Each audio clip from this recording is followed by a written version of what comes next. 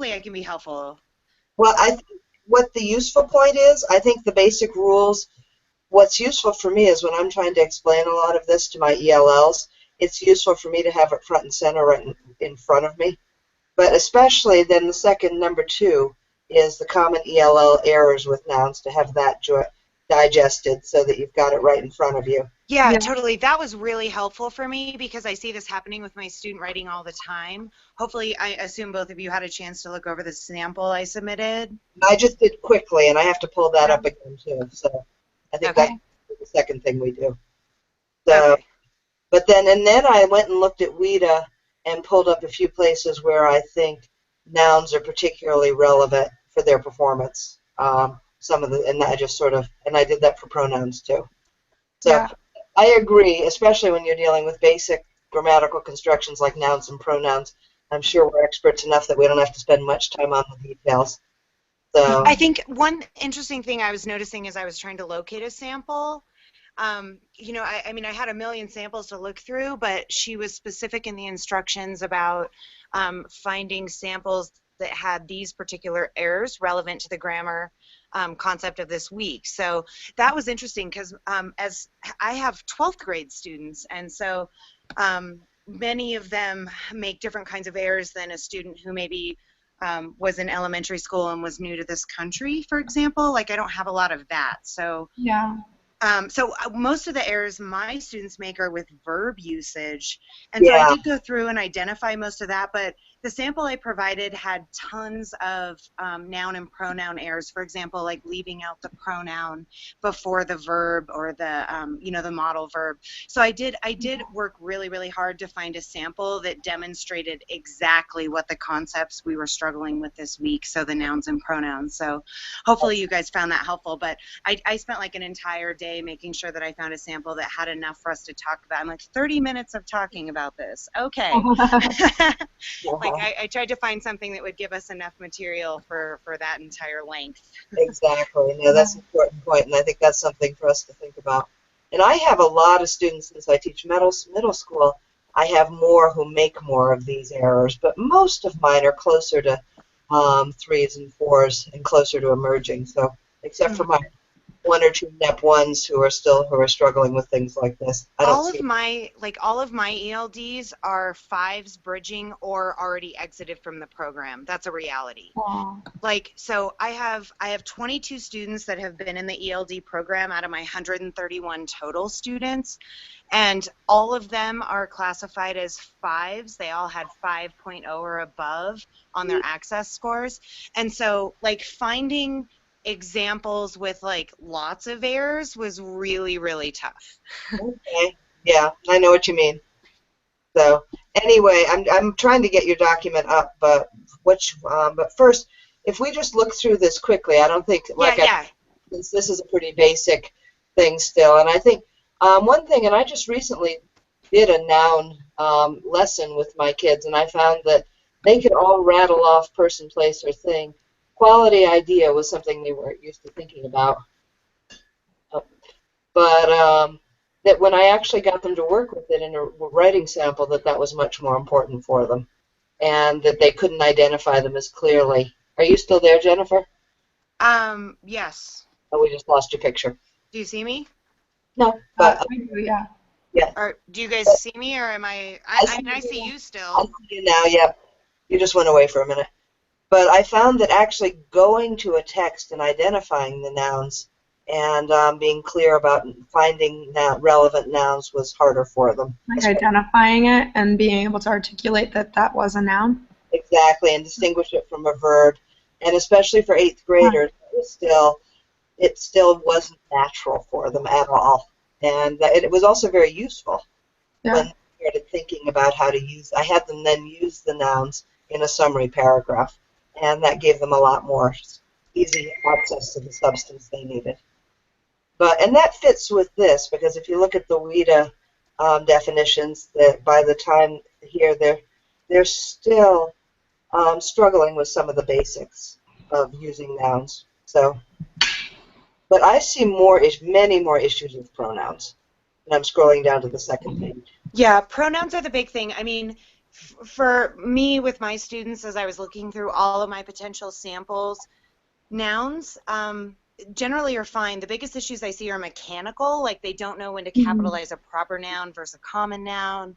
Yes. They're not actually problems with noun usage. They're actually mechanical problems. Mhm. So pronoun issues were a problem. Like the sample I provided, he misses the pronoun that goes before a helping verb or a modal verb repeatedly. So he continues to do that. Um, and I've actually I marked I like went and regraded the sample so that I could, anytime you grade something, like you read it with a certain lens. Mhm. And so I went back and like read it with this lens for this discussion. But he does make, he makes a lot of verb errors. And this was true for most of my kids. So I feel like the verb week is going to be amazing for me. I wish I could have provided a sample for that week. Verbs are so much tougher, yeah. And Bailey, do you have elementary students, or what grade level do you teach? I'm sorry. I teach ninth and 10th grade language arts, but it's all 12th graders who failed the class 3 or 4 times. Okay, so it's like It's a at the recovery alternative kind of school. situation. And, well, it's at the alternative school, so it's the only, I teach all English 9, English 10. I actually have a section of English 11 as well this quarter. Oh, So I excellent. have a lot going on with that. But most of my students are writing at like a maximum 8th grade level. I Hmm. haven't seen anything near the depth or quality of the sample that you provided. yeah. But I have noticed that I see a The lot. sample I provided is literally one of my lowest performing students. I I'm teach so mostly honors sections. I teach okay. 12th grade honors and 11th grade honors. And I also run the gifted and talented program at my Okay. school. So like the ELD, I love working with this population, but it's such a small fragment of my actual job. So Okay. like this sample I provided was, this even like the book chat, like a 62%. This, like what he turns in is abysmal comparatively to his peers. Wow. So That's crazy. Compared yeah. to like he would be one of the top performing students in our school. Oh, he's definitely the lowest I have out of all my Wow. 131 You're students. you're in a very different world. I have 69% ELDs, and they're at the third and fourth grade level, many of them, Yeah. especially. Yeah, so like for me, I work at a Title I school. 86% of our student population is, on free or reduced lunch. Like, I work at a school that's really underprivileged, and 67 like percent, and I could be wrong about that. It's in the 60s. Speaks a language other than English as a primary Wow. language at home. But these kids, I work at a K to 12, and so they've been in our school forever. Mhm. And I feel really privileged for that reason because like they get the system. Very Like the consistent system is so much a part of education. it. Ours is really bad in my district. About 5 years ago, there were several complaints given to the Office of Civil Rights because of the way that our students were being treated. They weren't allowed to use their home language at school, or they would be sent home and punished for it. Oh, Um, That's so students awful. ours was like that. really don't have a continuous like language acquisition program. It's determined by the school and it changes every couple of years because Mhm. the turnaround is so high among administrators and teachers. And we are in our last year of being a turnaround district. I think in What 2000, district are you in? Adams 14 in Oh Commerce yeah, City. okay. I'm right by you. I'm at Pinnacle Charter. We're part of the Charter School Institute umbrella, Yep. but we do follow the Adams. We used to be part of Adams actually until we moved to Charter Institute, but Okay. so I deal with a very similar demographic. We're on like 84th and Huron. Okay, yeah, because you're very near us, because I'm up at STEM Launch. Oh yeah, so we're all super close to each Yeah, other. we are.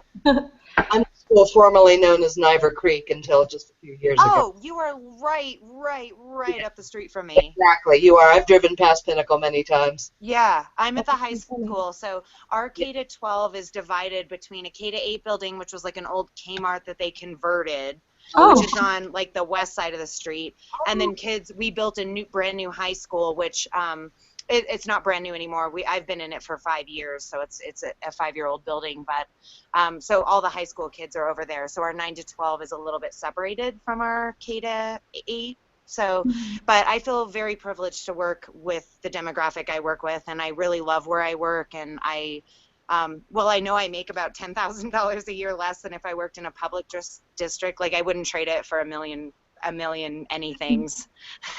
Yeah, Not even starfish. You know, I wonder what since I teach in the alternative school, I wonder what the like reading levels and demographic and stuff is like in the main high school, Adams City High School, because their graduating class is probably 4 or 5 times what ours is. Actually, it's probably 10 times what ours is. I think we've got like 30 seniors who are actually going to graduate. wow. Maybe 60. Yeah, our senior graduating class is 100. So Oh. we're probably 3 times as big as your school.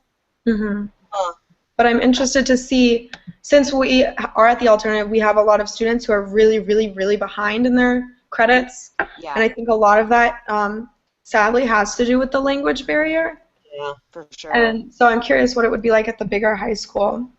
But North Glen High is where our kids are going usually, and they have a whole different, and they have many kids who are still really struggling, what people call ESL lifers, but then they have a few that are emerging really well. It's an interesting blend. yeah. Like our students, we counsel out because we have graduation requirements of all high schools around us. So we require 24 credit hours, and most of those are academic electives. So so basically what happens is if a student falls credit deficient, we have a few recovery programs, but mostly they have to like get online and do BYU or something. Mhm. And then like if they're not going to graduate on time, we counsel them out to North Glen or to Thornton or to Westy, or Okay. sometimes depending on how bad their situation is, we'll send them to like New America, or they'll do like Pathways online at night. But so like Pinnacle, like we send them to all the other places because those places are easier to graduate from than Pinnacle. Okay, interesting. So if we talk about pronouns again, Yep. do you guys want to talk about just some common errors that we've seen amongst our students and then turn directly towards the student sample? And I have the student sample Sounds perfect. now, so So actually, Sure. so yeah, let's do that. And Blythe, let's start with you since you have the lower grade levels, and then we can move on to Bailey and my samples. And we're talking about common pronoun errors. Common pronoun errors. Okay. yeah, I think the biggest ones I see is where they're using the wrong one in the wrong place. I mean, some of my kids even still slip on the he, she, and the classic Spanish using the he one, and they sort of know that that's wrong. You can hear them catching themselves. Mm-hmm. It's sort of an almost instinctual error for many of them, just to sort of slip it all up. And I'm trying to get back to my document again, but I think that's one of the big ones. And I also find with pronouns that plural versus singular, for especially the ones who are struggling, that those tend to be where them or he, and getting the especially the plural versus singular object pronouns are places Yeah. they can really get mixed up. But I also find that mostly for my kids, they're at a level where pronouns and nouns are sort of okay. Those aren't their biggest errors. Like you were starting to say before, verbs is where improper verb usage is where they start to really, really fall into deeper water. So, and actually, and this is an interesting one. One of my students who's the closest to a NEP1, she's in fact getting better, and she's improved a lot. She's second year out of Mexico. But I just was looking at something she wrote yesterday, and she had left off a lot of its. She was dropping all the its. And If you've looked at the sample, have you noticed that? That's what Jesus does too. He Yeah. leaves all the its out. Yeah, He doesn't use Yep. any of those pronouns. He should be using Is that one the of the subject common pronoun. errors that's listed as well? I'm looking at those right now. Yeah, Omission of subject pronoun. yeah, because that's exactly. Oh, Yeah. And I was trying to think what a good way to explain that to her, and I haven't had the discussion with her yet, what a good way to explain that to her would be that would mean something. Why would that would, in eighth grader limited language. Because I've actually sat down and talked to Jesus about this because he continues to make this error. And as I said, he's like one of my lowest performers. So I end up conferencing with him more than I do like other students because I'm like, oh my gosh, Jesus, like I'm trying to catch up to everybody else. yeah. And I have sat down with him and told him like, look, here's what's happening with your writing. Like you're not using this particular pronoun. And so anytime you have a verb, there needs to be a subject doing that verb. Okay. And so You Yeah. can't say, you think is not worth it. Okay. You have to say, you think it is not worth it. There has to be a subject there. Well, So I tried to explain, and actually he was pretty receptive. I can't wait to show you guys a new sample, because the sample I showed you, this first draft, he actually wrote it in January. So he's getting ready to turn in his argument, and I don't have a copy of it yet because it's not due till next Thursday. But I've been watching him in the lab and helping him, and he's doing so much better. Like, I'm super excited to show you how much improvement he's made. Just with that, like, I've sat down and specifically talked about anytime you have a verb, something has to be doing it. yeah. If there's a verb, if there's an action, something has to be doing it. It must belong to something. Mhm. And that seemed to really resonate with him. So Student language, because when I start saying the subject of the sentence and the verb, you just watch their eyes glaze over, but just something has to be doing it. Always, something has to be doing the action. Yeah. and just say And what. that he got that. Yep, I can see that they would.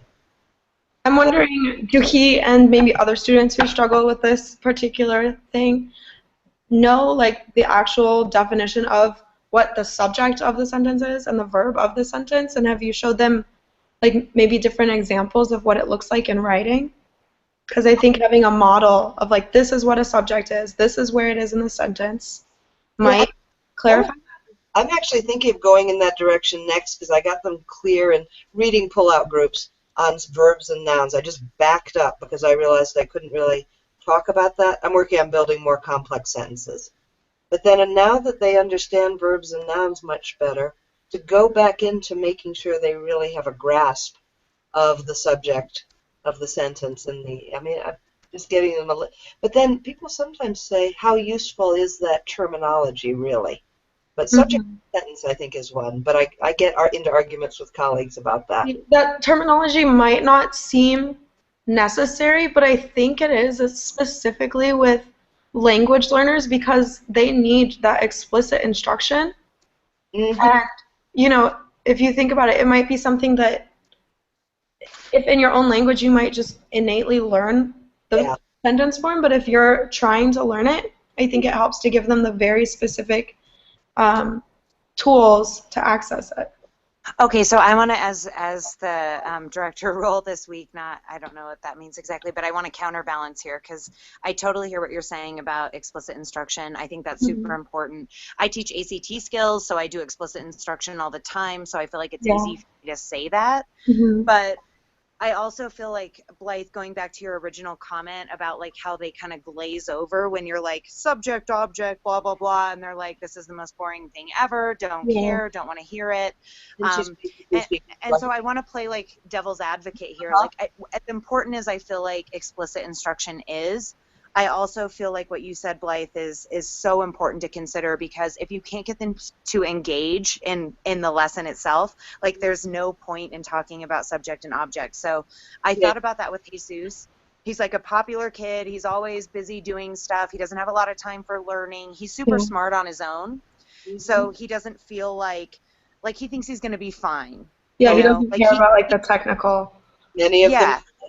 He's the star basketball athlete. We went to the state championship, like all of this. Like he doesn't feel like, and he's really, honestly, he is super, super smart. Like he doesn't necessarily need me. Yeah. Bailey, we lost you. Oh, there you are. Okay. I'm here. Yeah, sometimes. Anyway, my point is this, like, I feel like when I sat down with him and I ditched all of that, because I've talked to him before about subject and verb. We've done worksheets. We've talked about it in his writing. I've pointed it out. I've had him revise. Like, nothing seems to have worked.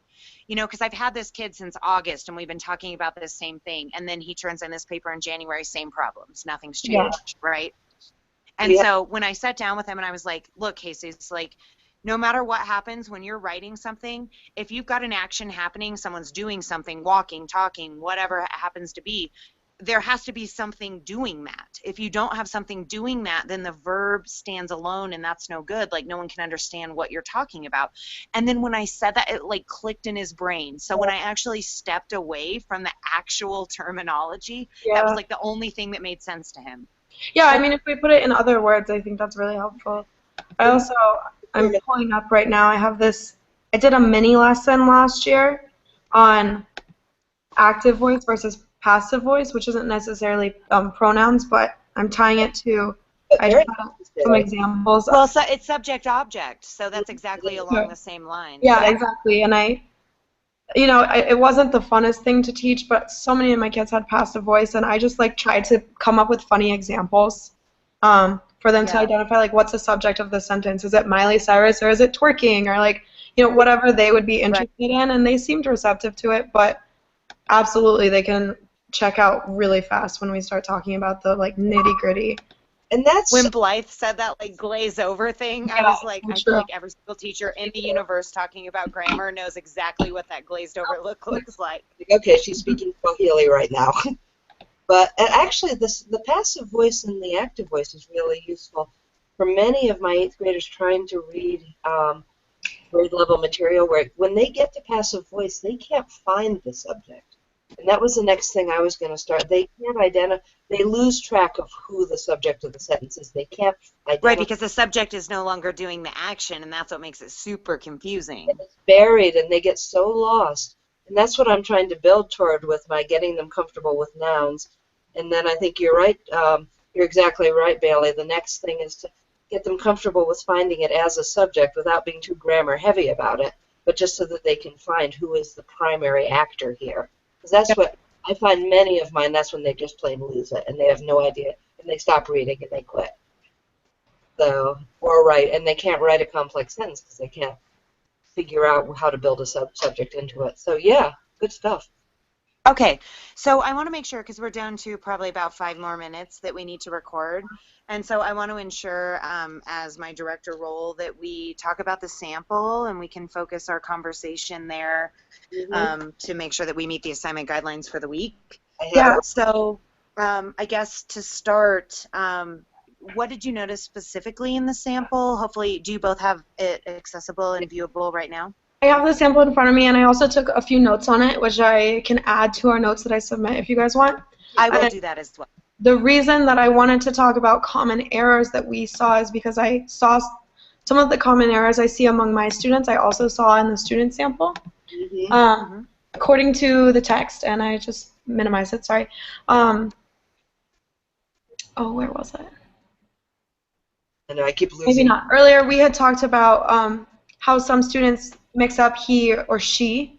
Yeah. And I noticed in the student sample that you sent us, and it might have just been a typo, and it's not loading right now. Okay. He said something about how NASA had his technological advances, and I was wondering. Not a typo. That's what he would say out loud. If it would be like just because NASA was a masculine pronoun in Spanish or whatever, if that's where that misconception came from. Yep. Another one, and I, being the English teacher, of course, don't know, is moon a proper noun? Moon is not a proper noun, because so he you should have capitalized actually it. lowercase that. Yeah. So that goes back to some of the like mechanical problems I talked about. So he actually used that as a proper noun rather than a common noun. Yeah, and it would be a proper noun if it were, say, Jupiter's moon, Io, or something like that. Exactly right. The moon is just, that's what I thought as well. Yeah, the Earth's moon. Yep. And maybe it needs, because then it's specific, it's our moon. If we say the Earth's moon, then I would capitalize. But if we say moons or moon in general, then, but if we're being, whenever it's specific, it gets capitalized. At least that's how I always teach it.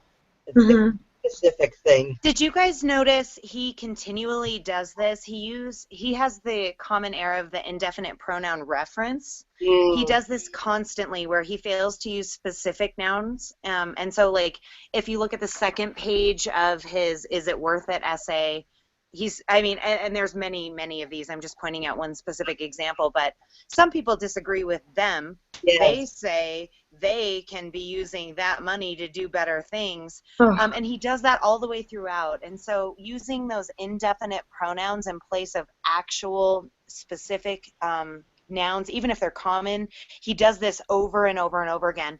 And I talk to him all the time about using specific language choices, because he can do it, and sometimes he blows me away with some of the vocabulary he uses, but then he won't do it in some places, and I'm like, how do I make this more consistent?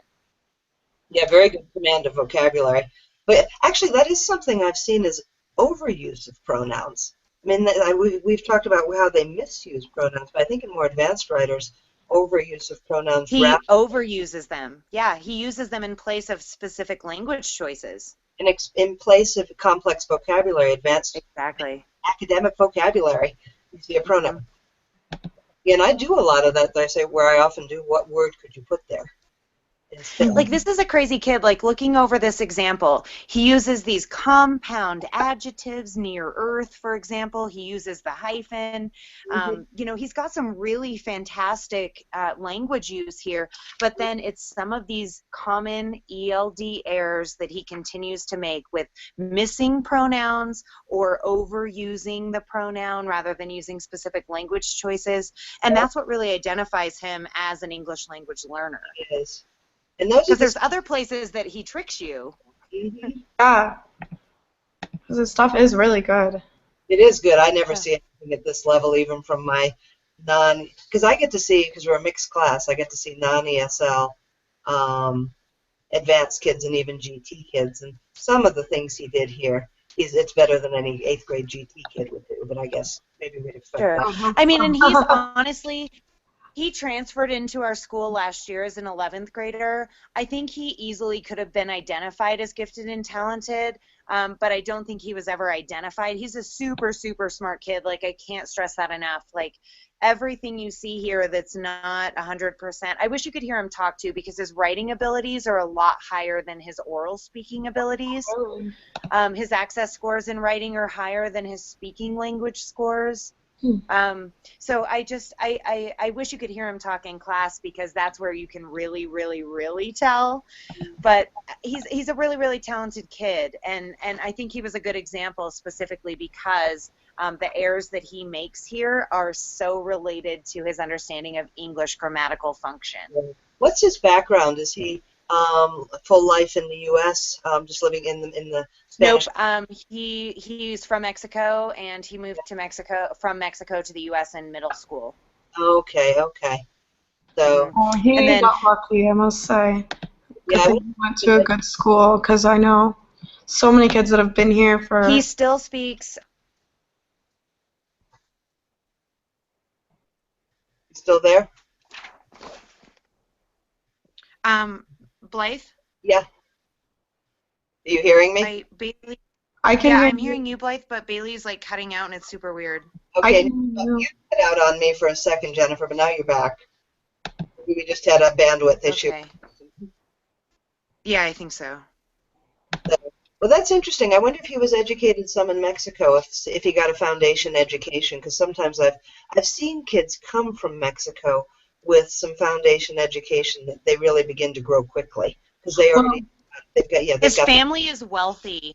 Okay, yeah, that's how his family is wealthy, and they actually got citizenship before they came here. Okay. And his family is also highly educated. So while his basis in English is minimal because of his exposure and his experience, I think he speaks academically at home with his family in his primary language, which I think also really it helps his language development with English vocabulary, etc. Yeah. So he's really got a benefit over a lot of my other ELDs. Yeah, a lot of the kids who've grown up in the community, they're in a whole different place. But we talked that was in the reading as well. I think this week, if he's got a strong foundation in first language before you even start learning the second one, you're much more likely to be successful in that, because... Exactly. Was that in this week or last week? I don't remember. I think it's also something in the previous course you and I both were in, Bailey. That was something they covered about too. What a faster learner. So.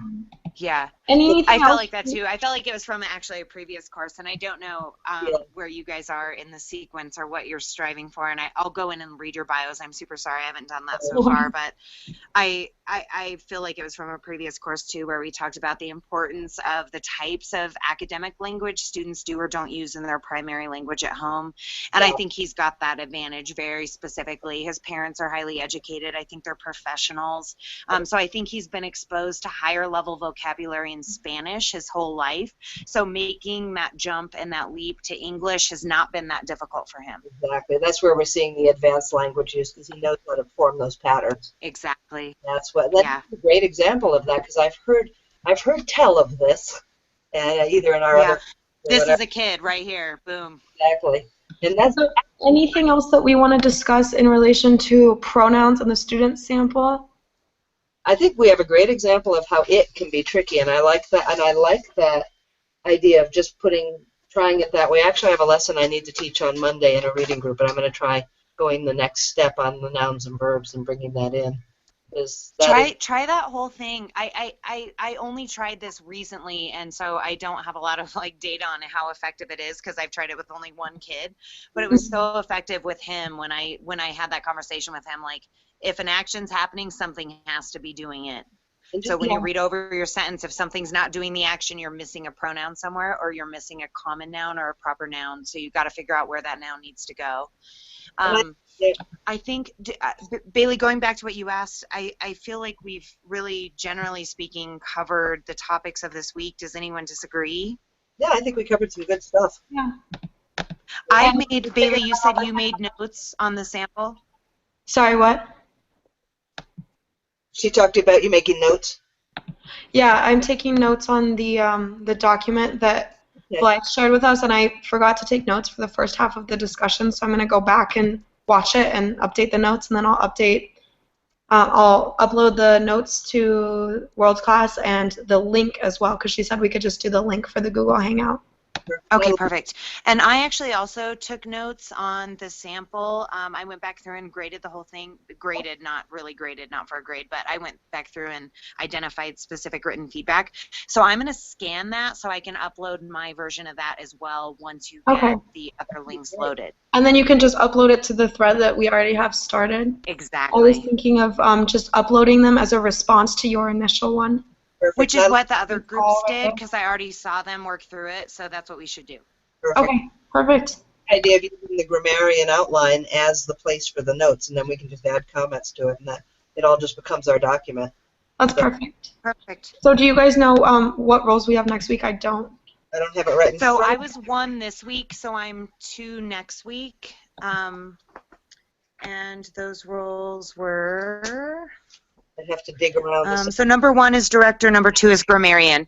So next week I will be grammarian. Blythe, you're grammarian right now, right? Uh-huh. Yep.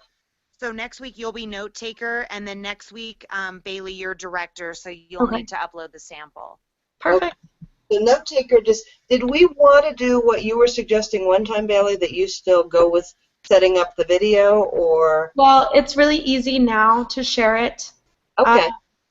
All you have to do is upload the link or copy and paste the link online. And so I can just send you the link or whatever, because I think it might only be accessible from my account, although I did share this one as public. Yeah. But I'm not sure if it would be easier. It'd probably be easier for me to find it, and I can send you the link, and all you do is copy and paste it. I'm comfortable with that, because that's an extra 15 minutes for you probably, but... Oh, it takes me 30 seconds to send a link. Oh, well, no, then I won't feel bad. I think, Bailey, if you have a good system for doing that, maybe once we get all of our other stuff posted, you can just slap that link on there. I don't know. Okay, yeah. I mean, if you've already got a really good system for it, and it only takes you 30 seconds, I'd say just go ahead and add that link. Okay, and then from here on out, the note taker will always just upload a PDF of the notes, but I will... Yeah, exactly. So note taker will do everything else, but if you can just attach the link, that would be great. And I'll really take notes on that document that you create, Jennifer. So you're getting the work sample this week then. I am. Right, so this week we've finished, but next week Bailey will provide the work sample before our Friday meeting, and then I will be the note taker. I'm sorry, I will be the grammarian, and then Blythe, you'll be the note taker. Bailey will provide the connector link. Okay, right. So sounds great. We're getting so much easier than last week, God knows. Okay, I'll talk to you guys next week. All right, okay, thanks. Bye, guys. Bye.